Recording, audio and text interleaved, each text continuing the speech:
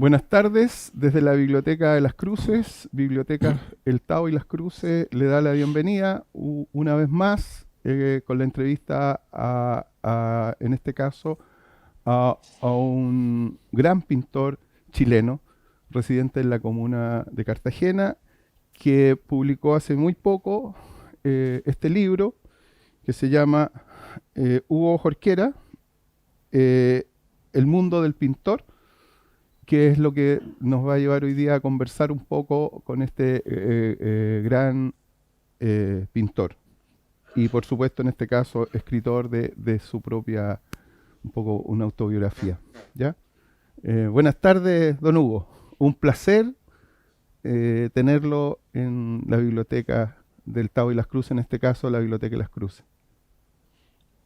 Muchas gracias.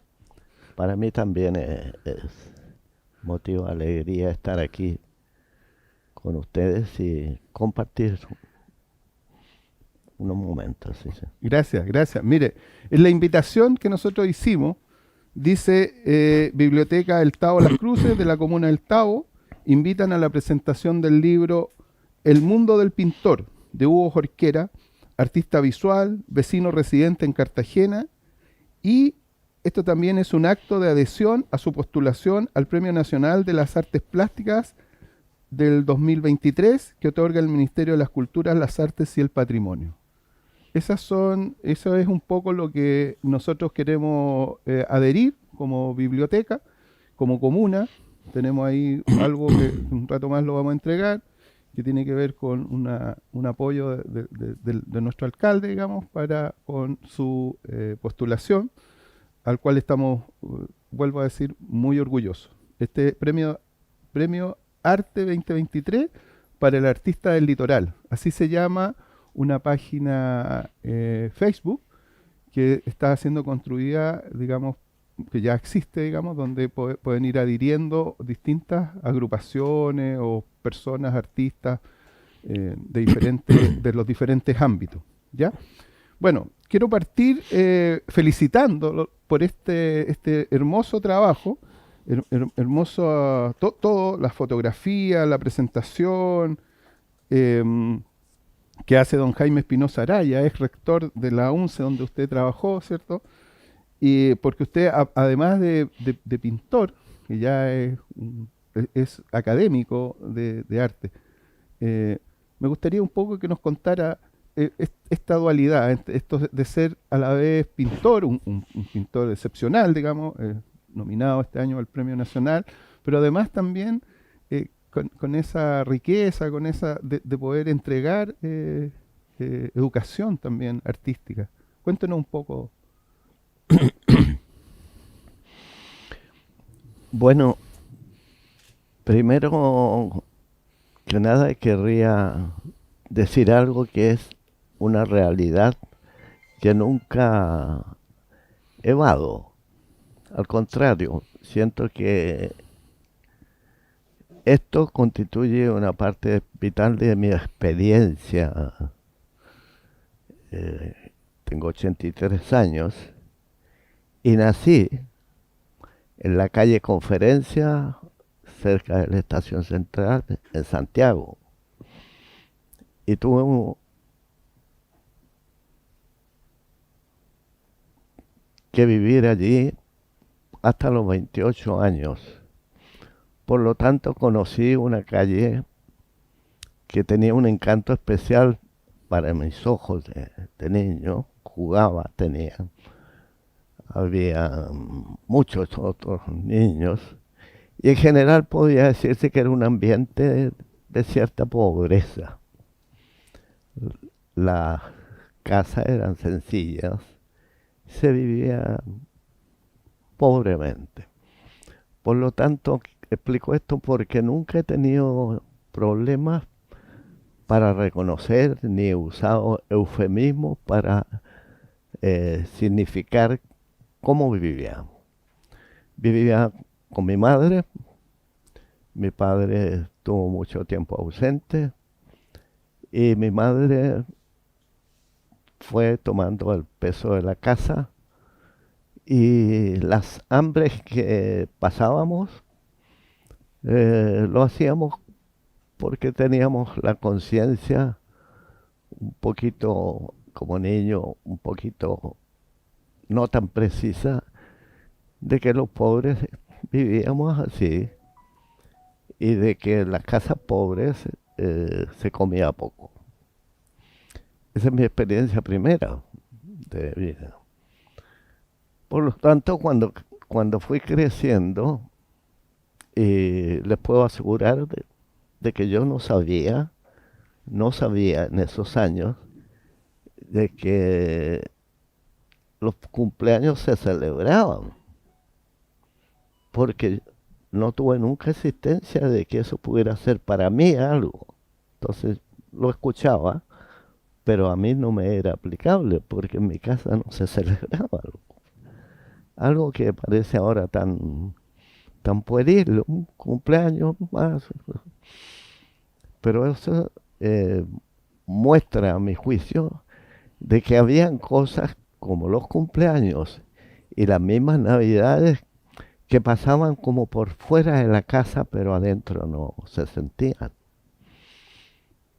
Anecdóticamente, cuando me gané mi primer sueldo como profesor, que aún no me titulaba, compré un pato para celebrar con mi familia la Pascua. Y fue el único pato que se recuerda en la historia de mi familia que nos comimos en alguna oportunidad como esa. Y entré a estudiar, habiendo realizado el liceo, la educación secundaria de ese tiempo, con todas las dificultades a un buen liceo fiscal que existía en el barrio, Liceo Darío Salas, que era uno de los liceos renovados de la educación chilena. Entonces, para mí, salir del barrio este, que lo amaba, ¿no? Porque ahí estaban todos los cientos de muchachos truanes y de todos tipos, pillos. Algunos después se graduaron de cogoteros ahí en el barrio. Para todo el que transitara en la noche muy tarde, debía ir precavido, porque algo tenía que dejar como óvulo impuesto al pasar por la cuadra. Entonces todo este mundo de un barrio pobre, sin embargo tenía para mí un gran sentido. Todos nos conocíamos. En la noche sentía los rumores de alguien que era aficionado a, a tocar este instrumento que La armónica. la armónica. Y sentir en las noches que sonaba esa armónica con un tono melancólico, tocando melodías que a mí me eran extrañas, nunca lo pude olvidar. Entonces eran esos momentos de la noche en que yo despierto, quería sentir el rumor del barrio, el verdadero rumor, la noche. De tal modo que cuando entré al liceo se me abrió un mundo, diría yo, ignorado y también muy impregnante en mi curiosidad y en mi deseo de aprender. Aprendí a amar los libros de ciencias porque me atraían los seres pequeños, las hormigas y cómo trabajaban, cómo se organizaban y cómo eran tan perfectas ellas en su organización y solidaridad social que tenían. Entonces todo me fue encantando, de tal modo que le tomé un cierto gusto a los estudios. Y cuando terminé esos estudios, decidí razonablemente que lo que debía estudiar era pedagogía en artes, pues ya me gustaba el arte, dibujar, pintar, pero al estudiar pedagogía hacía como una buena síntesis entre darme la posibilidad de expresión con el arte y de tener un cartoncito que podía ayudar a mi familia económicamente. Ahí nace su vocación, digamos, de primero de pintor, por supuesto, pero también de pedagogo, de Sí, sí, enseñar, exactamente, claro, por eso lo recordé cuando de usted lo dijo. enseñar. Oiga, ¿y dónde fueron esos primeros pasos como pedagogo, como profesor, como maestro? Mire, eso fue una experiencia que nunca olvidé porque Yo iba en tercero de la carrera y alguien contó por ahí, ni siquiera a mí directamente, pero supe que en Melipilla pedían un profesor de artes plásticas que fuese a reemplazar a una profesora que por 6 meses debía ausentarse. Y entonces tomé una micro a Melipilla y me presenté así. Muchacho, debo haber tenido 17 años. Y me encontré con un ser muy bondadoso. Tenía hasta un nombre bello, la directora del liceo. ¿Ya? Se llamaba Aminta. Entonces cuando me dijo yo me llamo, así, me pareció algo bueno. Y tenía ella una actitud paternal que se expresó cuando me dijo, pero usted tan jovencito, quiere venir a trabajar a Melipilla, siendo usted de Santiago. Y además que las clases comienzan a las 8.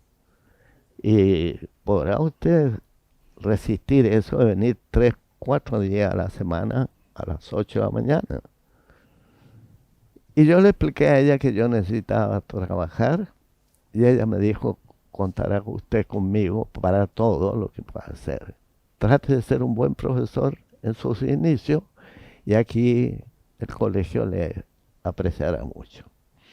Así entonces comencé a trabajar y sentí que cuando en la mañana tomaba la micro en la estación central para ir a Melipilla, Y eso y como a las 6 de la mañana, yo creo. sí, era oscuro de noche, en invierno, y aterido de frío, como teníamos poco que comer, mi mamá me preparaba un tazón de ulpo, que es la harina con azúcar, eso, y que aseguraba de que a uno lo mantenía más o menos firme durante una mañana, por lo menos. Y así fue. Y cuando volvía muerto de hambre porque no almorzaba en el colegio y llegaba tarde. Y, y así se fue dando. Pero me di cuenta, sí, esencialmente, de que yo sentía una gran simpatía por esos muchachos y muchachas. O sea, de un principio le gustó inmediatamente la pedagogía, Sí, inmediatamente conectó con los alumnos. sí, conocerlos. Y como yo era tan próximo en edad a los alumnos de los cursos más altos, entonces hacíamos paseos y en la playa jugábamos fútbol y caíamos al suelo revolcándonos. Entonces como que de repente el profesor era uno más de ellos. Entonces me tomaron mucho cariño y me invitaban a que yo me quedara los fines de semana con ellos, íbamos en carpa. Viví una experiencia entonces muy linda, muy noble y muy productiva, porque puse entonces todo lo que yo podía tener de talento al servicio de colaborar con su expresión propia. Entonces interpretaban obras y las pintábamos ahí en unos telones. Me integré perfectamente, para contento de la señora Mantina, que veía que este muchacho sencillo de Santiago sí podía ser un buen profesor. Oiga, y en ese instante usted, por supuesto, ya pintaba. ¿Y de ese tiempo o muy posterior son las pinturas estas que usted empieza a hacer de estas casas que en esos años habían estas casas, digamos, de pobres, digamos, mucha pobreza, eh, que había mucho en Santiago, que aquí hay unas pinturas preciosas en su libro, eh, que hay una como dicotomía, porque son hermosas, pero a la vez de algo tan mísero, digamos, como son las poblaciones callampa, y siempre con las banderas de Chile, ¿cierto? Porque deben haber sido tomas, me parece. Sí, yo tenía alrededor de 17 a 22 años. En esa época yo estaba en la universidad, egresé como a los 22 años. Y ocurre de que me encontré ya estudiando en la universidad con que el mundo era más amplio que lo que yo lo imaginaba en el barrio. Y fui conociendo entonces lo que era la participación en grupos que discutían la sociedad misma. y empezaba a nacer el germen de algo que después iba a cristalizar en tomar posiciones frente a la realidad, pero la realidad no filosófica, deletérea, que se construya a partir de valoraciones, no, la realidad de quien trabaja y de quien es explotado. Claro. La realidad de los que tienen mucho y de los que no teníamos nada, como mi familia. Entonces me fui escribiendo naturalmente, insensiblemente, como en un sector de mi país, de mi Chile, y de la gente con la que yo me sentí identificado. Gracias a eso pude hacerme de una suerte de militancia, pero militancia juvenil, todos los primeros años, sin participar formalmente en algún partido. Sin embargo, empecé a militar, entre comillas, con toda esta gente y jóvenes que sentíamos que venía un Chile especial y que eso necesitaba tener participación. Por lo tanto, hice algo inteligente. Fui el mejor alumno de mi generación en la universidad. Les cuento, Sí. para callado. Me gradué con un 6.38. Cuando pienso en que en ese tiempo no le di mucha importancia, cuando pienso que estuve como a 20 puntitos de ser summa cum laude, y ustedes estarían ahora viéndome como rector en este momento, porque era de clara inteligencia y un apasionado interés por estudiar y ayudar a mi familia. De manera tal que me gradué, y como fui tan buen alumno, el gobierno francés me becó para ir a París. Eso fue el año 68.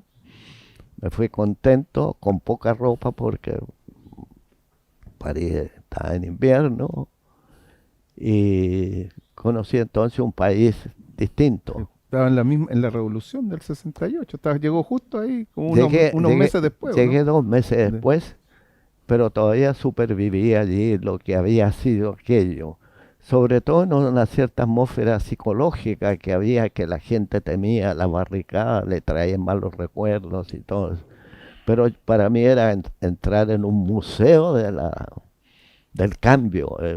París era como estar enfrentado hacia la expresión pura, fáctica y evidente de lo que era la justicia social. Entonces me sentí cómodo, fui un buen estudiante también en eso, hasta que en el 69 ya regresé a Chile. Regresé a Chile, y discúlpeme porque esto no lo puedo dejar de mencionar, cuando estaba allá nació mi segundo hijo. Por lo tanto, cuando llegó el telegrama, nació este hijo, se llama Hugo, como yo. Me volví loco de alegría. Y un guatemalteco que compartíamos una pieza en París, cuando me ve, le digo, mira lo que dice este. Me agarra y se pone a danzar conmigo así, en una cosa, un frenesí Claro. precioso, así. Y era guatemalteco, entonces era bullicioso y estentorio, qué sé yo. Y una viejita chica así, dominicana, que hacía de conserje, decía, pas de bruit, monsieur, s'il vous plaît, monsieur. Porque nunca había visto dos locos que alteraran tanto la tranquilidad de su edificio. Celebramos así. Y luego, no sé cómo, tenía yo alguna botella de pisco de recuerdo para acordarme de Chile. Nos tomamos la botella de pisco y me curé en favor de mi hijo. Me pegué una borrachera, digamos. Oiga, esos tiempos también tienen que haber sido tiempos de que fue a los museos de Europa, sobre todo de ahí mismo de Francia, estaba en París. Sí, sí. Y ahí sí. conoció o sea, de primera mano lo que aquí había conocido por libros, digamos. Así es, sí. Por libro, mire usted que bien es dicho eso. Claro. porque en la universidad estudiábamos historia del arte con un libro guía, los 5 años que estuve, con un libro guía de alguien que nunca imaginé que iba a conocer. Era Germain Bazin, un hombre que cuando llegué a París, él era conservador del Museo del Louvre. Mira. Y el Museo del Louvre tenía una pequeña escuelita que le llamaba École du Louvre, así le llamaba. Y me sugirió la persona que me orientaba en París como madrina, así que le designaba, me sugirió que me inscribiera en la École du Louvre.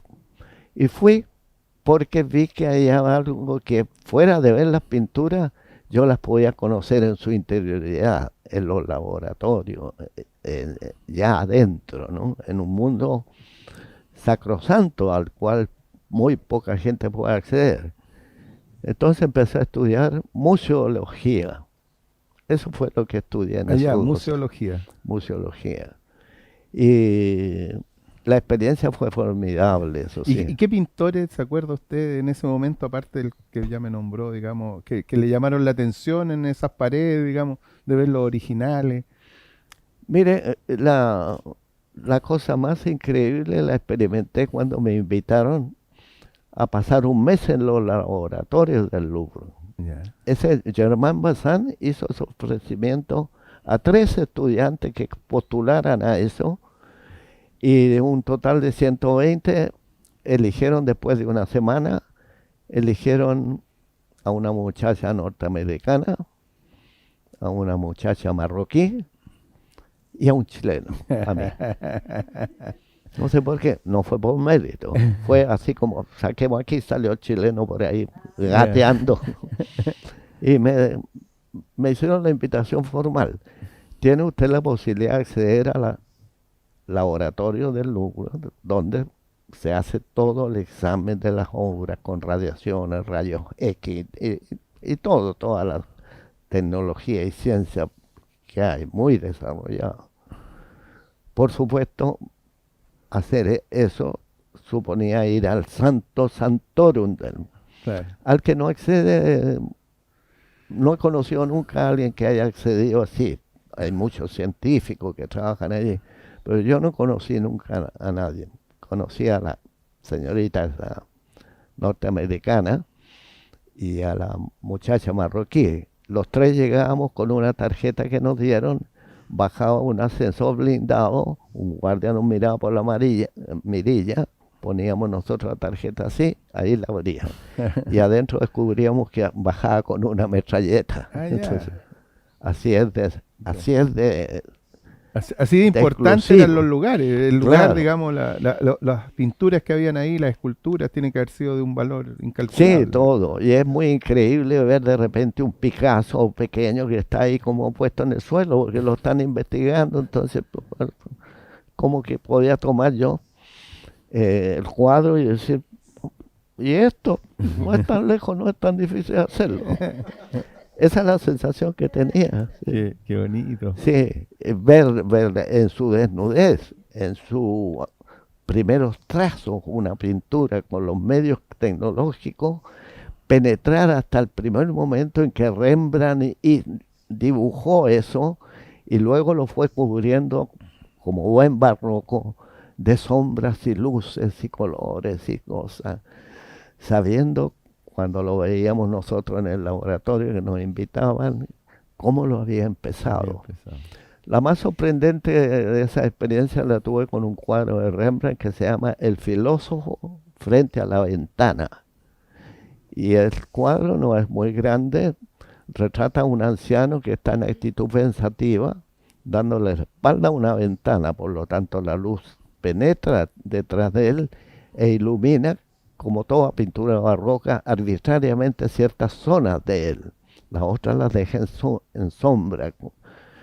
Entonces este hombre está leyendo y por supuesto que la luz es arbitraria, pega en el libro y se vuelve hacia el rostro y señala lo esencial, pues si es él. Y atrás de eso parecía haber una escalita de caracol que se insinúa. Estos les recomiendo si van alguna vez al Louvre y ven la pintura, acuérdense de la escala de caracol, porque lo que van a ver es como el enunciado de que eso es una escala. Está todo cubierto de sombra atrás. La luz que entra es de la ventana, pero atrás está la luz típica barroca, esa de Rembrandt, el claro oscuro, famoso. Y entonces, cuando vimos el cuadro en el laboratorio, la escala se dibujó mejor porque Rembrandt la hizo. Después la sombra la fue poniendo y la fue ocultando. Entonces atrás, ¿qué es lo que había? Descubrí que habían unas ollas o aparatos así de cocina al pie de la escala y están, pero ya nadie los ve, Claro, salvo claro. y había un gato. Ah, mira. También Está Rembrandt bien. puso un gato que se puso de manifiesto cuando las radiaciones permitieron verlo. Entonces esa experiencia fue casi mágica ya. Técnicamente increíble ver cómo estudiaban las obras de arte, cómo podían saber de que un peto así para la guerra etrusco tenía 3000 años y por qué no lo llegué a aprender, pero me di cuenta que estaba ahí. Claro. Entonces el Había algo técnico, científico en el arte, digamos, una... mucho, mucho. Claro. Oiga, Y y disculpe, eso, por ejemplo, usted ya me ha nombrado primero la vida del barrio, digamos, después su experiencia, digamos, con la realidad chilena en ese momento, después va a Europa, ¿cierto? sí, Y todo eso, digamos, todo eso se junta para que usted empiece a desarrollar su pintura, lo sí, pues, propiamente tal, sí, porque, digamos, lo que yo me fijé al leer el libro y al mirar, que usted va trabajando por temática. Entonces, por sí, ejemplo, el libro, aparte, digamos, con esto que yo le contaba, le decía de los paisajes con caseríos, soledades y miseria, sí. parte ahí y después va desarrollando proyectos que duran Hasta- años a veces, sí, eh, sí, según donde esté. sí. La ida a París me puso en contacto con muchos latinoamericanos, ¿no? Y muchos de ellos eran personas que estaban en ese lugar y que se recriminaban no estar combatiendo sus propios países. Se hayan producido invasiones de Estados Unidos a países centroamericanos. Y entonces había muchos de esas personas en París. Y estaban formándose ahí teóricamente, ideológicamente. eh, y yo convivía con ellos, pues. De manera tal que en la noche salíamos y siempre esto es como de récord. Terminábamos tomando en alguna taguara por ahí. Y las conversaciones eran esas de latinoamericanos. Luego salíamos de ahí y los latinoamericanos, estos más bulliciosos, se ponían a cantar mientras desde los edificios decían, cállense salvajes latinoamericanos. En esa era la vía nuestra, pero nos fuimos entonces formando conciencia y conocimiento con muchos latinoamericanos que ya sabían lo que eran golpes de Estado, que ya sabían de opresión, de exilio, etcétera. De modo tal que eso contribuyó en gran medida a que nos definiéramos. Pero además el tiempo era de definiciones. Las muchachas más bonitas de París, lo único que querían era andar con una camiseta con el Che Guevara aquí en el pecho. Entonces, bullía eso. Se sentía como Ho Chi Minh era como importante. Y la lucha de Vietnam y todo eso era como la expresión de un pueblo oponiéndose al imperio. Entonces todo era como estimulante como para meterse en eso, converger en eso, apoyar eso y comprometerse realmente con ello. De manera que fue una experiencia magnífica Magnífico. de casi 2 años en París. Y cuando volví con un pequeño certificado de que yo era museólogo. Y para curiosidad mía, me presenté en la facultad donde yo haya estudiado, la Facultad de Bellas Artes en la Universidad de Chile, y como había sido buen estudiante, se me recordaba bien. De tal modo que no tardó mucho el decano en ofrecerme un cargo ahí de profesor asistente en artes. Entonces ahí empezó Su un carrera periodo, sí, digamos, de maestro en distintos lugares. sí, Después estuvo en Venezuela, eh, digamos, sí, sí, después volvió a Chile, estuvo ahí en la UNCE, mucho sí, tiempo ahí también. claro. Cuando llegué de Francia, no le estoy lateando un No, poco. bueno. Ah, no. Ah, entonces, ustedes me conocen, yo soy bueno para hablar, ¿no? Eh, es un poco por hacer un exorcismo también de Claro. tiempos malos, contarlo y Las pues, personas no son buenas para hablar, las personas tienen mucho que contar, que es diferente. sí. Entonces claro, yo que, digamos, tengo digamos, de haber avanzado un poco más porque yo leí el libro, digamos, Mm, entonces, claro, por eso trato de hacerle estas preguntas, de tratar de llevarlo por un lugar, digamos, como para que nos vaya contando. Pero sí. para nada, o sea, para nada, todo lo que nos cuenta es sumamente interesante, digamos, porque de una u otra manera, este premio que estamos, digamos, pidiendo, donde yo formo parte de esta gente que estamos solicitando, estos vecinos que estamos solicitando, ¿cierto? Desde Cartagena, desde el Tao, desde el litoral de las artes y de la poesía, estamos, digamos, solicitando este reconocimiento Mm, no por supuesto para usted, porque el reconocimiento va a ser suyo, pero también va a ser nuestro, digamos, sin ¿ya? duda, Y sin ahí duda. quiero preguntarle, eh, ¿cuándo llega a Cartagena? Eso es como, claro, después hay un periplo, digamos, de su vida, pero en algún momento usted llega a Cartagena. ¿Y eso más o menos cuándo es? Mire, cuando yo regresé de Francia, me acogieron muy bien en la facultad porque me Ya. presenté para contarle mi experiencia de casi 2 años en Francia, lo que había hecho.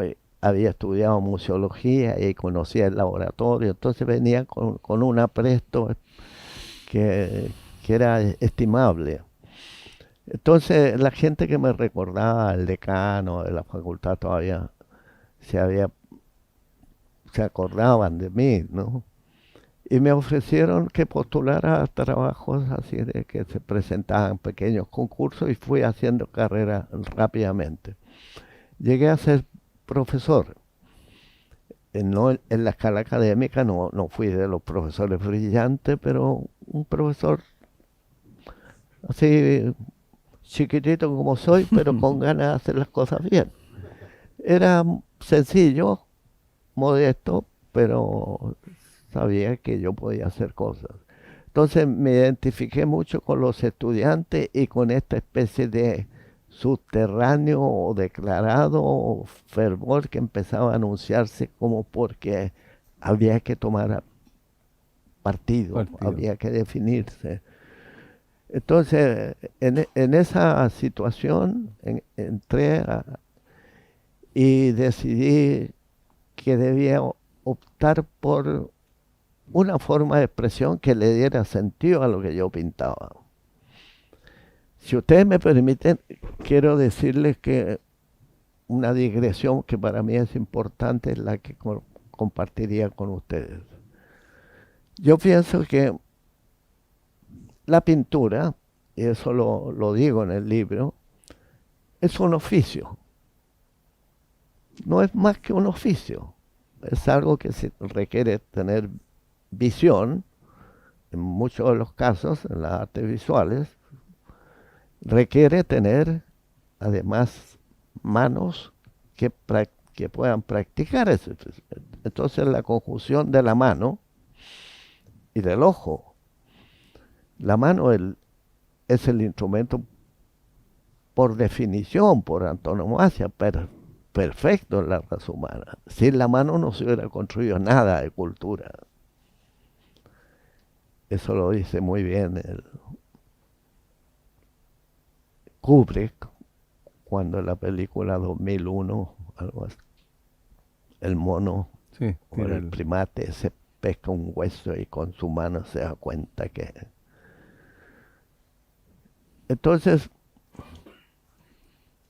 estábamos en eso y yo sentía necesidad porque no sentía simpatía por el hecho de estar en declaraciones formales de carácter, sino que hacerlo en la práctica.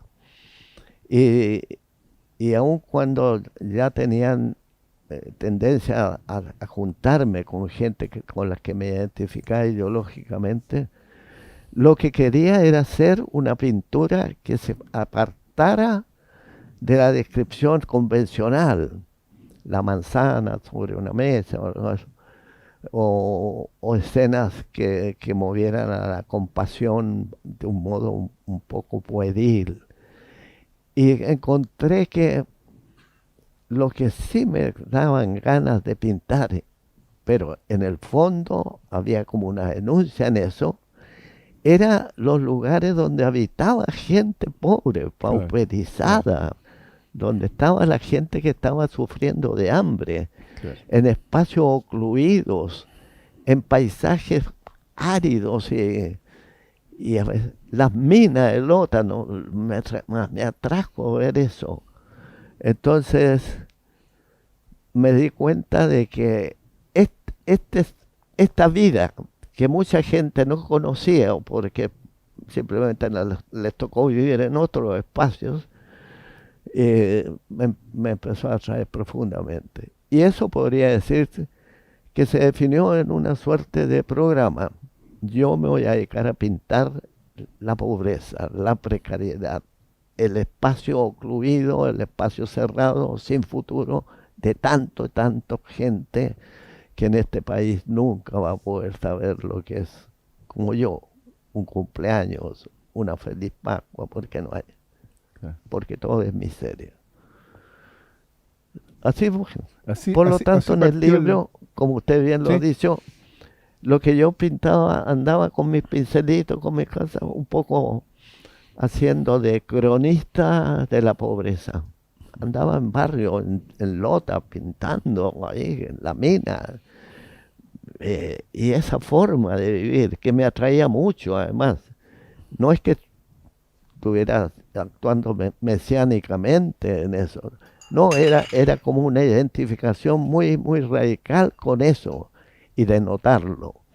Por ello que se podría decir de que empecé con una suerte de pintura denuncia, pero que no es la denuncia que es propia del elemento político claro.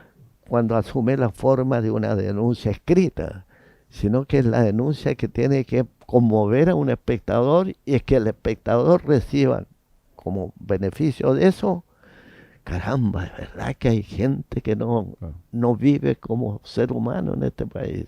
Eso era la claro. intención, Una denuncia desde una obra de arte, desde desde un, la obra de arte, claro, sí. desde un trabajo. Sí, Claro. sí. Yo me convertí como una especie de No, el cronista cronista, claro. de esto, de los espacios lóbregos, pauperizados, sencillos, Oiga, solitarios. y la pregunta era, ¿y usted llega a Cartagena un poco recordando eso? Porque un poco Cartagena tiene esas dos, Cartagena es como, está viva porque tiene como esa decadencia hermosa, digamos, Sí, ¿ah? Es como un lugar, es como un lugar mítico. sí. Cartagena tiene todo, todo junto, digamos. Aparte que tiene el mar, digamos. Eso que ya con Sí, eso. sí. Y usted en qué año llega? Disculpe, lo vuelvo a hacer. Como ustedes supondrán, ¿Mm? algo tuvo que pasar en esta especie de armonioso regreso a Chile y Ujú. de empezar a tener presencia en el aula académica, empezar a, a notarme un poco para los viejos maestros, así como una promesa Claro, pictórica. Volvía de esta experiencia de haber ya estudiado estética y museología y haber visto museos, pero sobre todo que venía como con el oficio más asentado. Y estar entonces en Chile, me empecé a reunir con esas personas, eh, y realmente empezó a ser muy productivo. Gané incluso algunos premios, Claro, claro. algunos Aquí premios en por el ahí, libro así. aparecen. Primer premio de pintura del Salón de Primavera. Sí, pues, Eso en el 69. claro, Imagínense. 79. En el 70, Gran Premio de Honor Salón de Otoño del Museo de Bellas Artes de Valparaíso. Ya 83, primer premio de pintura Salón de Occidente, Mérida, Venezuela. Sí. Después, el 88, realiza pinturas originales para la emisión de 5 sellos postales. Eso tiene que haber sido precioso. Y lo vuelve a repetir en el 90.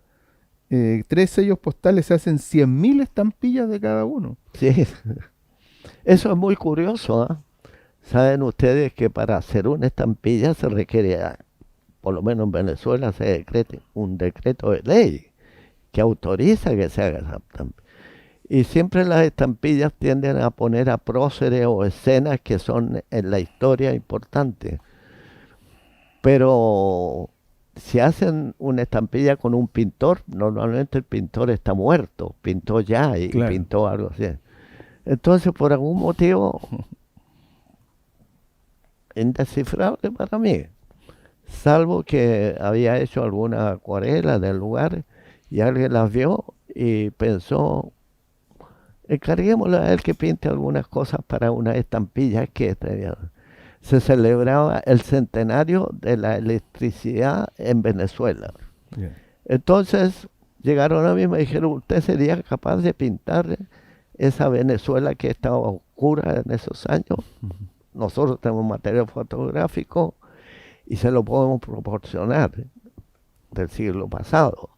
Y si usted puede reconstruir ahí una imagen de cómo se fundó entonces, eso serviría para la estampilla.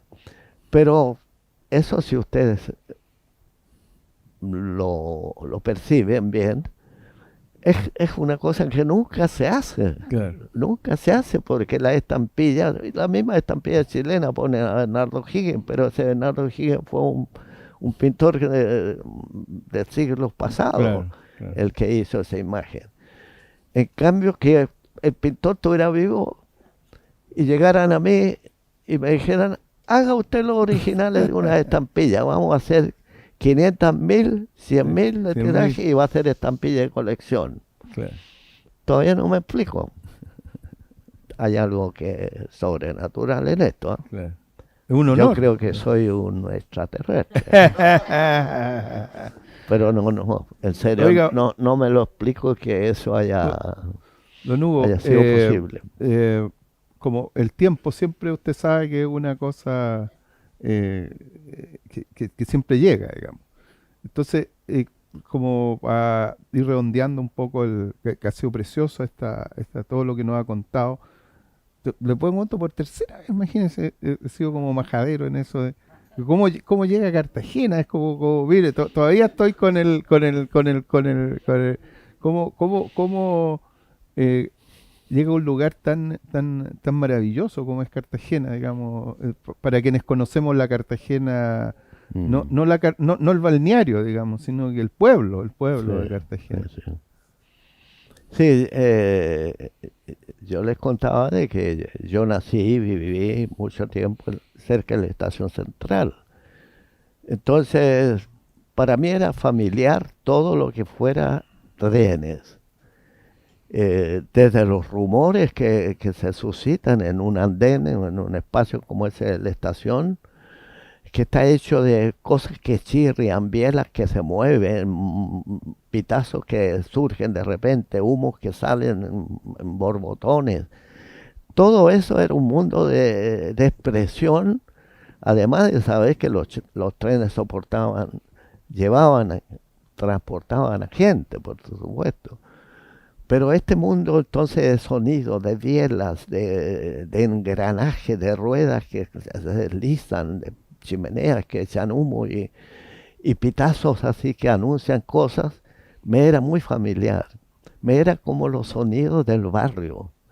Me eran los sonidos vitales de un muchacho que está creciendo, de niño pasar a la adolescencia. Entonces,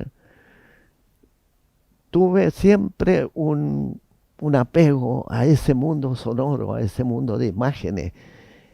Y les debo contar que una vez que viví en el extranjero pude venir a Chile una vez y me puse de acuerdo con un amigo en el avión. Le dije, hagamos una experiencia cuando lleguemos a Santiago, fuera de tomar vino. Dejémoslo para después, pero primero vayámonos a la estación central, asomémonos a esas rejas preciosas que tiene, donde los trenes están palpitando un poquito más allá. Oye, agarrémonos a los farrones y peguémonos un buen respiro de ese excelente olorcito a pichicito de los trenes de tercera. Lo tenía tal como son, ese sonido de bielas y cosas, el recuerdo de entrar a un baño que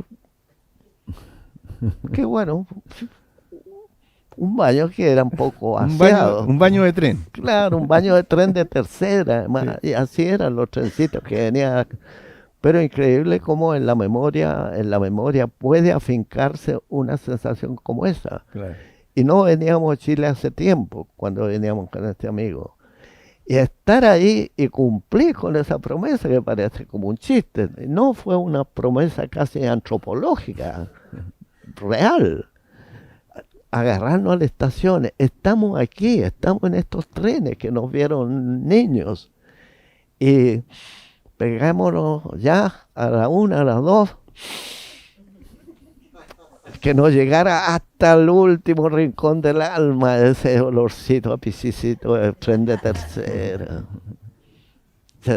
Entonces Cartagena significó eso un poco. Y en mi infancia eso, los rumores, la cosa. Usted conoció Cartagena joven, digamos, ¿no? Claro, porque vivía a 2 cuadras de la estación. Tomaban el tren y con su familia. Tomábamos el trencito ese tan maravilloso, tan poético, tan maravilloso. Y venían con mis hermanos mayores. Yeah.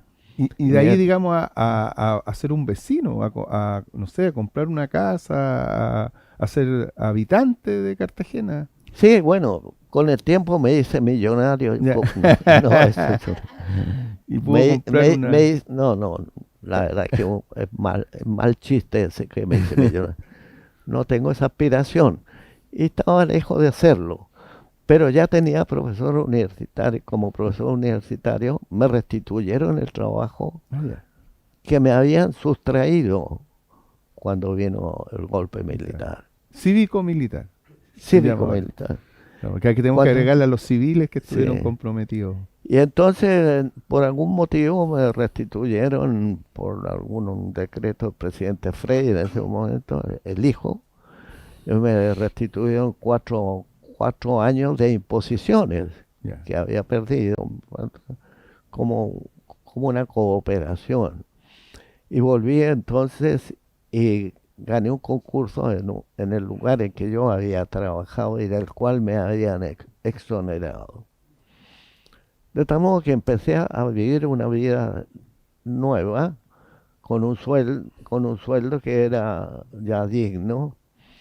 Y me empecé a conectar a toda la vida santiaguina y a construir, pero sobre todo a pintar.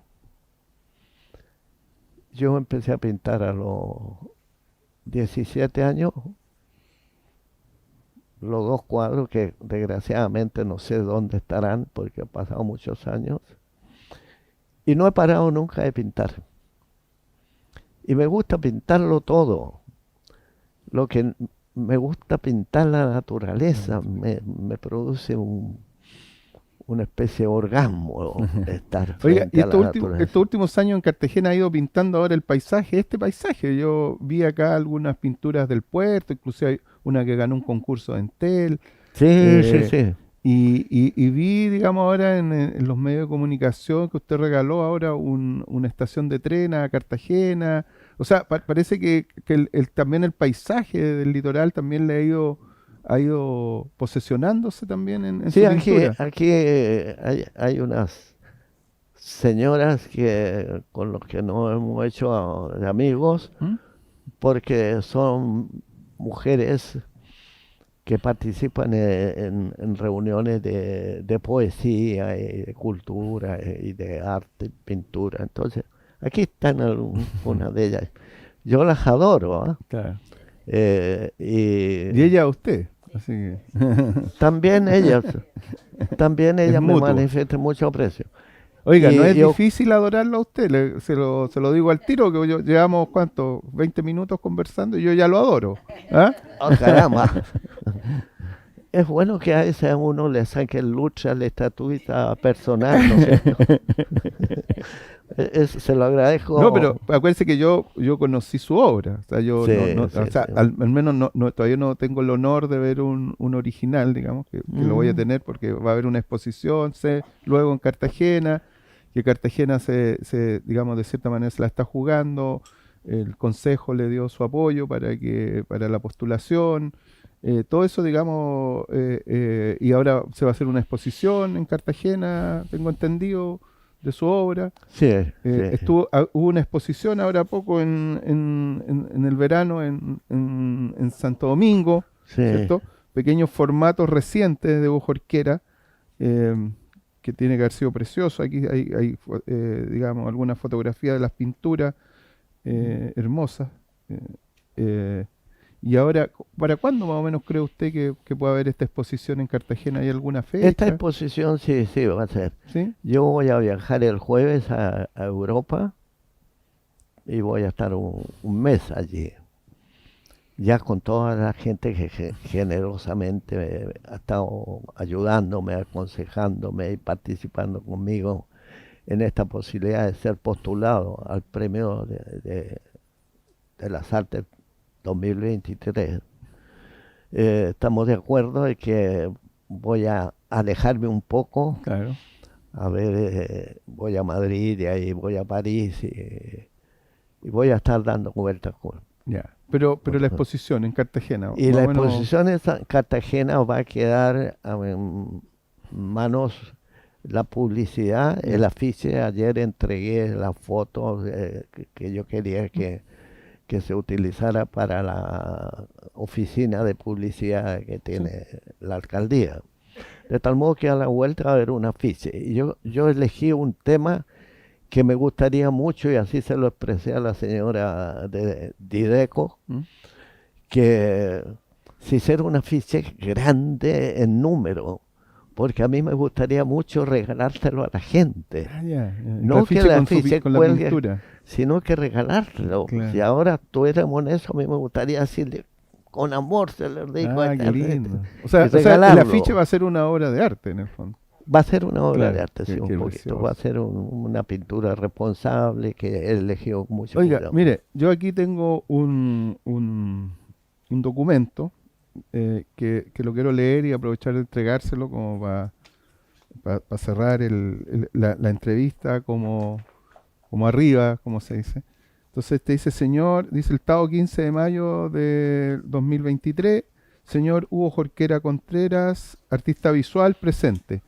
Dice, de mi consideración. A través del presente, extiendo a usted mi adhesión y apoyo a su postulación al Premio Nacional de Artes Plásticas 2023, que otorga el Ministerio de las Culturas, las Artes y el Patrimonio, reconociendo su obra y trayectoria, su creatividad y aporte trascendente a la cultura nacional y desarrollo del saber y de las artes.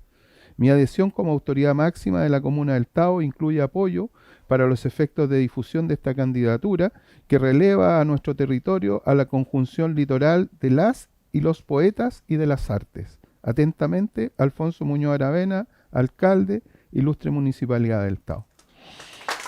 Eh,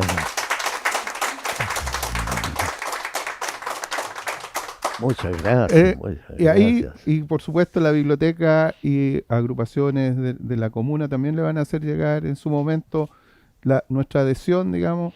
Y quiero, bueno, como biblioteca quiero agradecer su presencia acá en esta tarde, digamos, y queremos despedirnos, que se despida a la cámara, digamos.